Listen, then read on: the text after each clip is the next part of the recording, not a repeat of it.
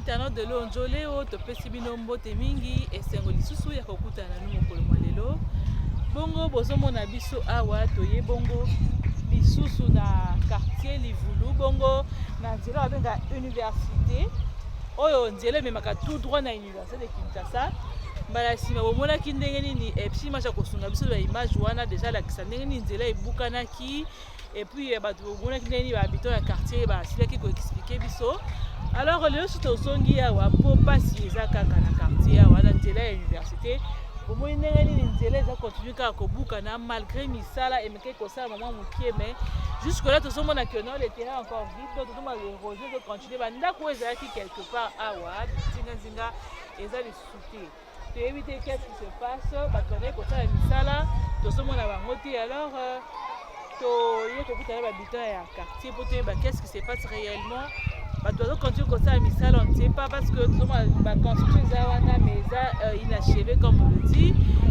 Donc de l'autre côté, on a tout le monde qui colle les awana, mais tout le monde que non, rien n'est encore fait. Donc tout le monde comme on a l'autre côté, qui va travailler qui ne va pas faire comme ça, mais ça là, mais juste que tout le monde sur le côté, il n'y a rien ici. Tout est vide, tout est calme ici. Tout le monde va passer les cas et éviter qu'est-ce qui se passe aujourd'hui. Alors sans plus tarder on va habiter un quartier pour toi et donc on est les cas parce que ils ont continué tout ravagé ils ont continué ravagé ils ont continué place banda ko ezala ki to somona ezali sous-souté si ma ça osunga toujours quand la image wana ya kala mona to mona comment est-ce que banda ko ezala ki wana mais banda ko wana ezali sous-souté suite ya mbula oyo ils ont continué pour ravager. Alors musala ezali ko sala makaka te to yebi ezati na nini va expliquer biso juste qu'est-ce qui se passe problème ni neza awa toyebi te tozomona ndenge nini bato baza penza na pasi makasi awa na quartier toyebi te awa mama wekoya tomoni mama moko tomoni mama tokoki kozaye déjà mama bonjour. Bonjour. Aux habitants du quartier Livulu à l'université. Ah, quartier Livulu vraiment tozaka na passe. Namani passe sur ni kamine zele ke bino photo. Ma likamozo le ke biso eza bata OVD bazaro sala balobi mbongo ezate ba pesi bango mbongo te. Moye ba continuer misala ezate. Bon pour le moment tozaka na passe po heureusement ezo continuer ko sala. Neti awa bandako ezalaki. Moi terrasse obatiaki wana na ndenge ebukaki ekotela biso mai bandako nyonso ezalaki awa ekei lisusu. Donc atozaka na passe so tali ba image mabele zo continuer ko bukana koto yo batiaki sable mais sable batiaki ya malunga te bakata ni batiaki ba sable ka bata OVD après balobi eza batia na tanda mbongo ebimité si mbongo apesi bango eza mukeba donc bango ba arrêter na bango musala bo. Donc tozana ba OVD ba babi ke mbongo eza mukeba arrêter musala ba arrêter na bango musala ba bi mbongo eza te donc so bimisi mbongo wana ba yeko continuer musala to mona na sima lobi ta mbule beti bayaki bazwi lisusu biloko na bango kuna na conteneur na bango bake na bango kosala musala balongo biloko ezaki na conteneur balongo li batiki biloko ndambu kaka etikali wana mais le reste ba biloko wana misu bake nango. Donc pona siko en tout cas tozaka na passe to na passe penza.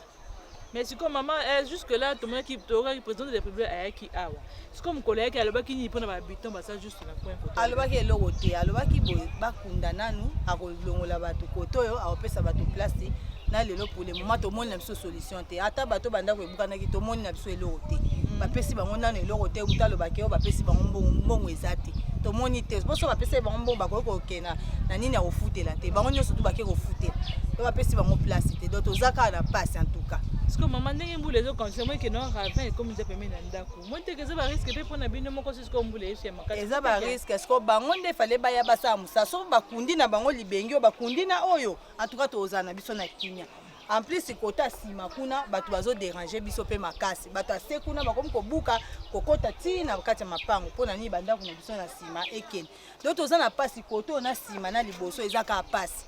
Donc so bakundeli biso tozane na kimia bazobuka on siko na ndenge bazobuka mabele bazoformer érosion ekende kote na bango ekoma mapango siko biso koto yo etikala ka mabulu OK.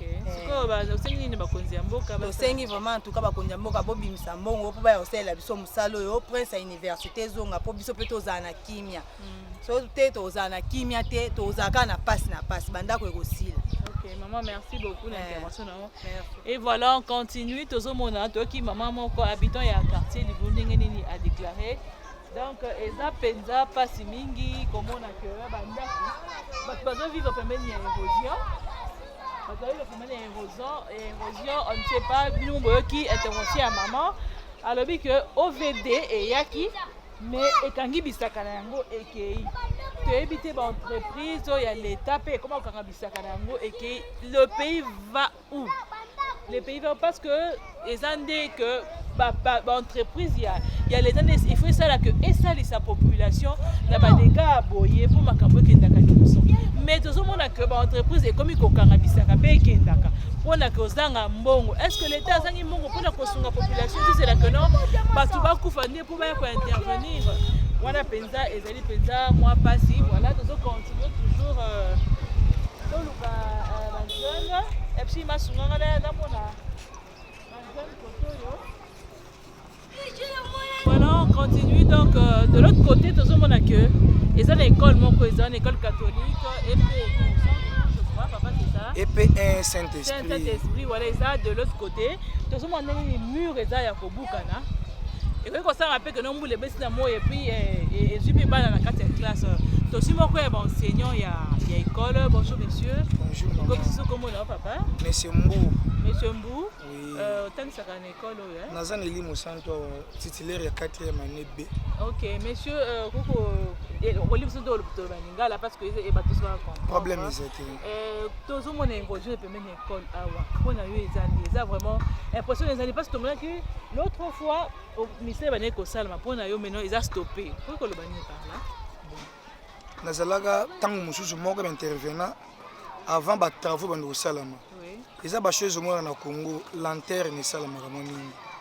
Musale salama za mbongo te individu bimara. Oui. Toza ba contribuable. Tant de misi mbongo na ba taxe to pesa ka basala misala mbango. Basali ba travaux batiki quelques briques ezalaga oyo ko sunga pona misala bon na malembe na bango ba briques mususu ba yiba na bango kinda bongo. Ah, c'est banani ba zo ba jeune quartier to banani ba zo. To ye bandenge po biso après misala to kinda. Ni ko le pays là mire esi kinda na érosion oyo. Soki ezalaga ya mobimba tangu mususu ba ko tiango na pona sécurité ekinda. Ce que je veux déplorer nini. Terrasse ba sali awa eza ouvert. Ba tiki bongo ozela moto dinda kufa to nini. Ça na tout le monde est profond place voilà tant basali misala ba stopper yango bongo to éviter toza guetter na danger toza na bana école les a ouverte pendant la récréation ceux qui imprudence et sali mona woko dinda pe yo komi école sur bilo mo modèle wana likolo wana mama ceux qui vraiment na koko bakisa mitu comme les kana balabala wana gona to ebi l'état congolais so bongisi nzela o wana ese baby wa bongisa na yango te toujours mon passe ya koya awa ngana utaka ngabona ya moto 1000 francs OK na bozonga epesa biso mo passe so qui vraiment bosala misalo urgemment surtout que to comme na période mbulu les apenza abondante et ko permettre bango ninga absence ya mbulu les abasala misalo mbangu to éviter maman bazoka ngo pona babi que no bata oveli bazake bakangi misaka mbakei bon il s'avère que wana eza ya ko vérifier il s'avère que bana ko sala misala awa bana ko sala misala mbongo esenga pesa bango bapesa bango mbongo te kona nde feka pesa bango mbongo ay espèce à l'état mais président ayaka wana espèce à pesa mbongo wana ba mbongo to ndenge président yaki a pesi mot d'ordre mais na mboka biso ezanga rende suivi chef de l'état pesi parole d'honneur vraiment totalement numéro 1 mboka a pesi mot d'ordre mais misala les exécuté to yebite maintenant bango baza osome babi kenzelo ti le salamate bayebi yango pe chose vrai que bamapango ekenda bazongisa ngongo te wanto yebi mais bazota mabele bazongisa wana bakunda ta mabulu wana po bakolo banda ko ta bangare bakocha wana batika bango bongo nazaka na mwana mwana tange pa na nga ndako na ngebunga bakenda na ngaka bongo ata babi gratuit élève na nga ibila mwana shekenda ata babi gratuit otanga te akotanga novembre ndako za sudi. Voilà, merci pour l'intervention. Merci. Merci beaucoup. Vous qui messieurs à l'objet école Oyo, élèves n'aiment pas qu'on fasse d'awa, d'accord, moi la retanga n'engini, donc ça fait déjà mal, donc bon mais kako, qu'on dit un mot comme écouter à dire situation à l'université Oyo. Voilà tous les jeunes mon corps. Papa bonjour. Bonjour maman. On va dire koto hein. Nafandi koto nga afandi na campus na sima mère ko ezanzela na biso ti tanto mona ndenge bukana boye. Si lelo bana chef de l'état loba un mois nzele kozongo. Mais si lelo nzela ezonga raté. Mais babi ke babri ba tshaka kuta ba jeune ba quartier ibaki yango non? Ba jeune na quartier ba tirali ko yibe eloko te. Eloko ebomati kotonga oyo ezana nombula. Des gars bango ba ya ba otonga kambula ebetaka ba brike ekendaka ba sime ekende. Babrike est na mbula. Babrike est na mbula na ciment. Ezokendaka na ezocholaka. Ezochola na mai. OK. Par rapport neti bango ba signer ba contrat na bango na ndenge soyo bato ba travailler ba moni que contrat ekomi na suka. Contrat sili mbongo na mine sili faut ba renouveler. OK. Pour ba renouveler pour na ba 600 nzela ba 600 nzela tete na minute. Tane bato bazako. Ba vivre ndenge. C'est voilà là. C'est quoi donc misala bane ko ça c'est akini ba signer contrat tomo boy. Ba sala ka lisu misala moko te banzela ezaka oyo te. Misusu eza kuna. Mususu eza boye. Bana lo ba bongisa nzela. Ba beto changer présent congolais. A sala te lo côté. Mais malgré ça, il y a qui est comme aïe mais à lobby après un mois nzela kozonga nzela ezonga te. Et là ça coûte que musala pe sama. Pour musalo ndeza boye eko na mona kude ebuka nango kwa to comme de février mois ya mbula bambula makasi nde yango nde tokoti pona ebuka. Chef de l'état faut ça musana ye président faut na mboka na ye président za libanda te.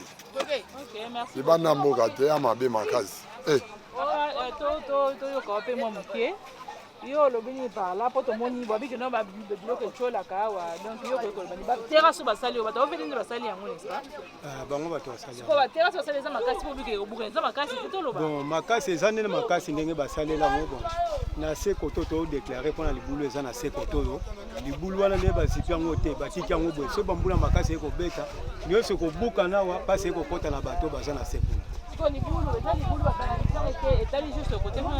côté sekuna mapango eza kuna na nyonso ekundama soko kebo ebanda kwa malunga eza te bato bakoma olala libanda est-ce que ata yo moko ese eza malamu ya bien te. Mais pourquoi est-ce que basengaki ba dégager côté pourquoi est-ce que ba dégager bon balakisa bango place ofanda te bakende wapi wazanga ndeko akende wapi soko kiti na sekuna so otali boye somo kutu bandako ekundama penza tina kingwana koloba bandako ekundama makasi mbule ezolongwa kuna na campus kuna ezoya kokita koto po pe koto ya libenge ezokende kuna bato bafana mala lezo bafana ndenge nyonso tu bon tungana na bakisa boy. Oui papa. Dernièrement on tola na réunion de gouvernement au président Ozala la semaine passée toka ba ba décaisser déjà mbongo pour ba sisa ba misala ou ya banzela ona mama baso de mouton bon tu habiter jusque là toka ki OVD na office de route bazo déjà mbongo bana semaine passée bon tu habiter total la semaine soki ba prolonger ba lancer ba activité pour ba sisa misala ou etika lo. Est-ce que bana ba kati misala ça déjà combien de temps? T'es où déjà? C'est quoi avant ba kendi ba signaler ka ba ta carte? Ba signaler lo mo te misala ndo sama ngo bien pour boy ba sa sou misala te. Tu comprends que non, le roi ba sa sou misala te c'est que manque financement. Est-ce que vous en tant que temps sous ba ta côté ba habitant ya côté est-ce que vous n'avez que ça ta suivi que vous wana retourna eza ndenge nini misala comme na niveau n'est ce ko sala ngoto bo abandonner que le ko boni que non l'état juste charge bino botala ka ba tina ba koma na suka. Donc ya ba kimaka na bango. Eh, tu no landela boto ba sa misala sous tous allera sur place tinde ba sa comme ça passe ezala terrassé. Toi tout le monde qui va réussir déjà terrassé bon tout le monde qui non ne va réussir terrassé bon ça va quand même va protéger de mon panzo mais à un moment donné tout le monde qui non ba sa sous misala ti bon et moi information ne yo ba kim na mbongo bo toi tu veux que non financement en plus ba to na ça ba no la déjà ben paiement ba semaine et mi ba sala museza ba journalier je déjà tant au sané musala au sané contrat tant ne soko il faut payer mbongo Oma so pese mone ekokita ope tane ofutaka so ekokita mo ke journal ko mosama kele ole ke office de route o veda continuer misala ya ngwa se na stopper misala po nini bat ba futa mate musala mabende mamusenga senga fu musala ko so misala tango pesa mbongo te o mote ki amala muti donc à part ça tous la chef de l'état ouais moi aloba ke non ake kota ka kende réunion mo sur Éthiopie sur a pu retourner en zoatan visiter ba chantier na si ti ko semaine ko na si d'abord na si da misala poto yo kaki ke ministre finance si déjà a décaissé déjà mbongo pour l'office de route na OVD pour na mambu ya misala o ya ba voirie na mambu so de mouton jusqu'au 30 juin na si déjà ils a déjà passé besoin et ça maintenant mais ba bunande ba si ça pour au mois de danger ninga za place danger za da makasa so mozo mwande ba ninga ba vandi donc il y a propreté merci Chani Chani Chani banité Papa, intervention par rapport à toi, à la quartier Livulu, la université. C'est là où tout le monde est mis à condaminer, mais c'est là jusque là et ça quand on a problème, ça quand on a cocoso. Parce que l'autre fois tout le monde a pensé les boucana mais ils ont attendé pour que et si là, mais maintenant pour le moment tout le monde est là où et vous mettez va souffrir, population de souffrir. C'est là comme il y a mort comme embouteillage et par-ci par-là, papa au Kolobani par rapport à ça. Merci beaucoup. Et donc on a dit na lobangoana pour na là où il a abandonné en gros totalement. Biso gouvernement vraiment ta la situation là où côté à peuple côté to souffrir fort pour l'embouteillage. On est là où ya et dakabiso mingi na ibate erba activité académique ko banda et ko zalandini. Pour na nzela ya mabele boye ko kati. To souffrir. Transport et mati 1000 francs intendance et rond-point intendance 1000 francs 2500. Les habités capon là où alors c'est le gouvernement ata la là où de façon que to azo asuta ibelete sinon to souffrir ibele to souffrir makasi mbongo ate transport et mati bato comme beta makolo capon na transport ezate awa natanga kalezaki 200 francs 300 francs intendance rond-point mais comme 1000 francs 1500 donc ce cause na 500 et le côté aller retour aux akamba 1000 francs 1500 alors merci beaucoup nga sengi pa ba konzi batala nzela o ezanzela ebimisi ba autorité ba konzi belé ndenge bazo négliger yango ce n'est pas bien alors moi yanga izaka koloba yango ana pona ba konzi merci merci beaucoup papa papa intervention qui est très important pour nos koloba que nous voilà avec 200 ou 300 francs comme à rond point ngaba mais maintenant avec 500 francs au parce que ni trajet comme que non intendance rond point c'est 1000 francs intendance et ça 1000 francs congolais alors tu es informé que non voilà ben étudiants bazana noté et alors que non le 24 février je crois mais sûr aujourd'hui il y a classe et cause à la boni pour nzela et cause à la boni pour na classe et cause à la boni pour na élèves il y a moi en bas élèves il y a limosson tout on ne sait pas qu'est-ce qui va se passer réellement pour Nanzela Oyo. Donc, Eza Penza passe makasi bino bozomona bili ndenge nini bazo souffrir koto yo par rapport banda kunenge eza Penza ya kobukana parce que c'est vraiment déplorable. Voilà, nous avons papa koto yo, papa bonjour. Bonjour. Papa on habite à koto yo hein? Oui. On a pembeni nzinga. Naza c'est place. Ah, papa tozomona a message ça masute kimeza eza nini papa to expliquer un message merci beaucoup nengo poser na message babaki oh l'état asilisa bango mbongo po ba travail biso na bango to ebanite misala déjà sili bapesa bango basilisa po ba camion et transport epesama hein transport côté ba camion zolika na ko dévier ba lame ko bukana hein ba réunion ba moteur bukana tela kaka pour l'ongwa kuna depuis tendance si on peut chose à 500 ou comme marron poté hein yango to sengaka na gouvernement a sauver je décide parce que le gouvernement OVD za ki bakani bisaka pour bon OVD bon tout justement ningo répondre yango eza bien OVD to vanda ki to bi bon par exemple repo batala ndenge ni travaux basali ouais travaux te et comme makambo bayi ko zwa kutu babiloko na bango ba komokene balobi eloko te nini te bazwika biloko bake. Mais niveau nzela ezalaki nani comme quand même moi amélioration ça. Bon nzela mpenza basali mosala eke normal mpo basouffrir. Hein? Bazo travailler ezobukana, bazo travailler ezobukana. Mais awa penda. Bon, nguma nga na yo pe to ebite, to lala kana biso, to ba to 4 miso te, bango ba to 4 miso batala. Hein? Biso to ba to 4 miso te. Eza ba nso ba ke no ba chef coutumier bazana kanda bazo ba koto ke no bandi bazana bazo kipe bango te siza pati yango bazo buka nzela. Talaka ba chef coutumier biso pe na ko baboué to yebani na bango te. Biso talaka musala ndenge ezoke. To yebite o par exemple chef coutumier boui eloko moti. OK, voilà. Merci beaucoup. On continue toujours to ki ba habitant à koto ndenge ni bazo déclarer toujours continuer toujours nako zo ba image. Maman, on doit intervenir. OK. Voilà, FC image sur toto avancer moi moutier. Total. Et je crois que nous tous on a nos terrasses bazolo ba que non voilà ezo sala que et handicapé de l'autre côté parce que to babi que non na sie kuna banda ko ezali terrasse ba tie o eza pona e ko handicapé banda ko mutusu eza ko to na se. Ce qu'on a visto to mona na terrasse ya mo eza ndenge nini. O babi que eza polele on ne sait pas qu'est-ce qui se passe. En tout cas, c'est vraiment déplorable. Il y a Koyoka. Maintenant, voilà, on va abandonner le sol. On ne sait pas.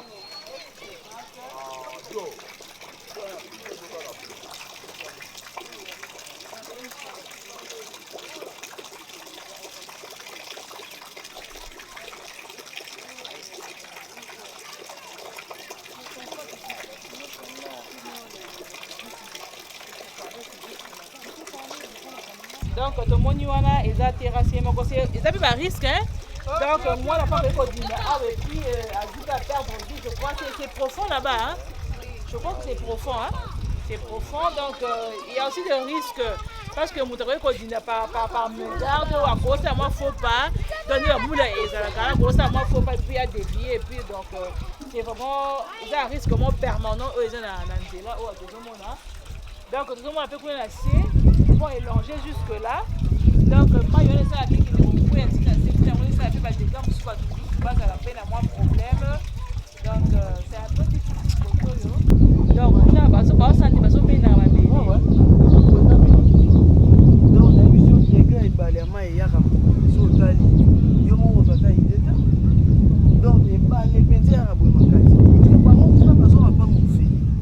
Ouais, c'est. Dans ma banque, on a besoin de pas bouffer. Donc, pas d'accord, mais là, moi, il y a on y là, si maman n'a pas nous, on a besoin. C'est là, moi, il y a un kalam. Donc, kalam, c'est là, moi, il y a des photos dans la voiture. La place, on va faire des passes. Moi, il y a des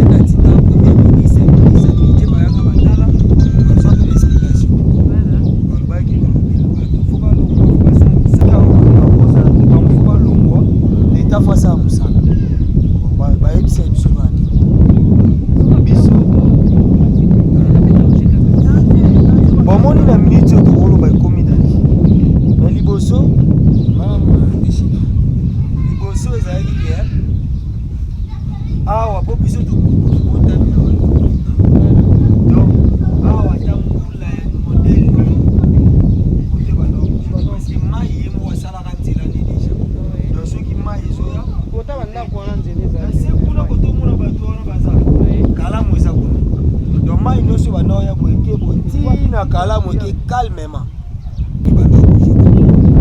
banda bango baye bakomi na système poso otali bien moni côté toilette ya douche wana eza nzela mai ezalela ene donc po toza likolo so tozali na se olinga otala veni kuna omonaka direction yango yango wana eyela nzela douche wana bandako oyo eza na suka na virage yo mo otala sikoyo aveni tala bandako omonaka eza place nde mai bandai kolinga yango planir yango koplanir nde basali bakisala sana bango wana yango moni komobuka biso siko donc so bango basimbaki eloko te biso mpe tolinga toza na dega te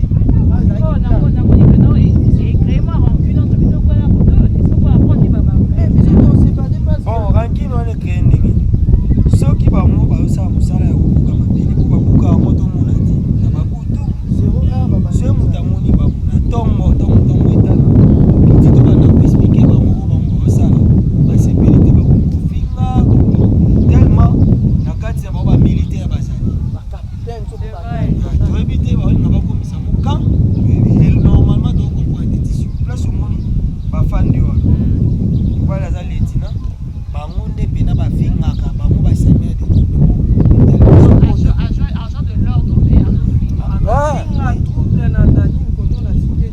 ye mutu akota il paraît que bato nyonso baza ye mutu atekeli bango nde toyokaki mpo towana bapreuve o te moto bango balobaki ke chef du quartier kuna atekela bango ayati awa alobi ayebi bango te bon abi ye ayebi bango te chef du quartier na biso koto eza waluka okenda mpa waluka topoza eka oyo aya apekisa bango me balukaka te tellement baa bamilitaire biso toya bacivil baosalaka na ndenge na bango na ndenge akimeki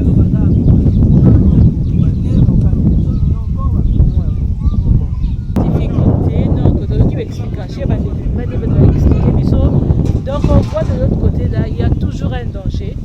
À tout bon, si c'est une université, il y a un danger de l'autre côté. Donc quand on voit des enfants qui ont sauvé ça peut-être qu'on s'en rappelle toi à moyen, peut-être qu'on s'en rappelle peut-être misala bisika ya enfant de peut-être ça là. Gouvernement en tout cas on met compte la situation il y a quartier du Voulou, surtout à côté il y a université qui Kinshasa pour mettre la situation le plus vite que possible avant que ça ne soit trop tard. Donc, il n'y a même pas de commentaires à faire parce que ils ont ça la pizza.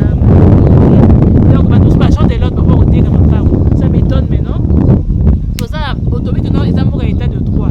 État de droit, moi, c'est que non, militaire, c'est un peu frustrant, ça fait vraiment mal au cœur donc, de voir que donc on ne sait pas où va le pays. Donc voilà, on continue. Il y a quartier du Foulou.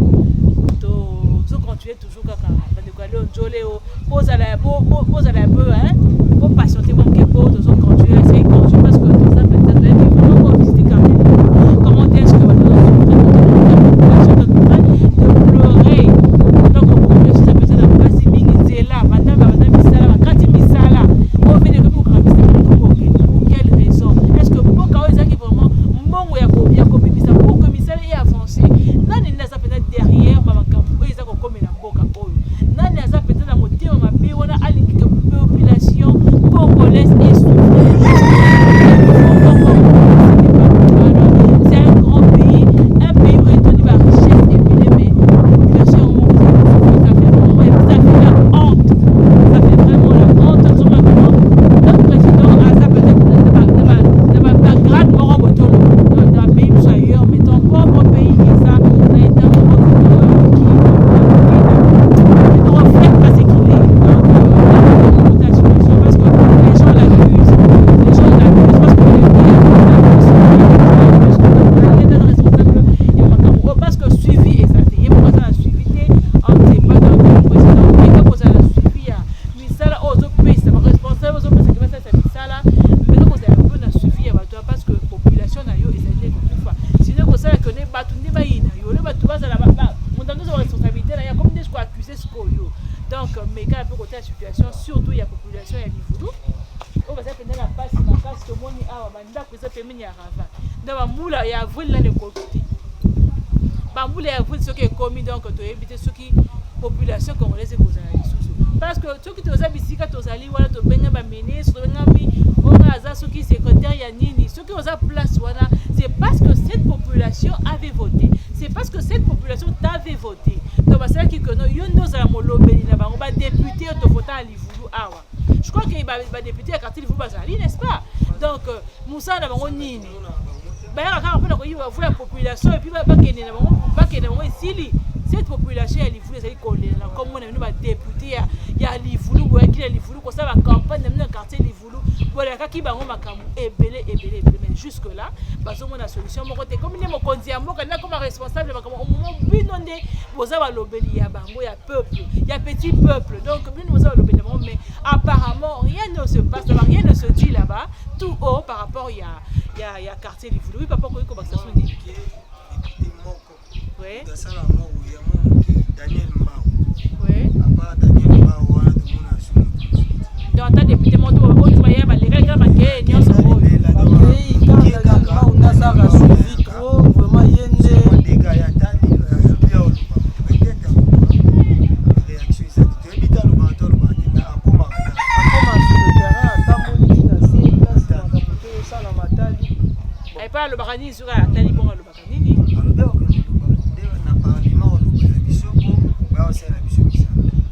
et voilà, ça fait mal.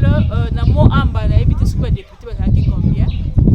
Donc surtout dans la contrée où le député, je sais pas qui combien, mais ok que député kaka moko kaka parce que tout le monde pendant campagne ndenge va maquiller les acquis de ma quartier, on est collé la soutien dans ma quartier, hein.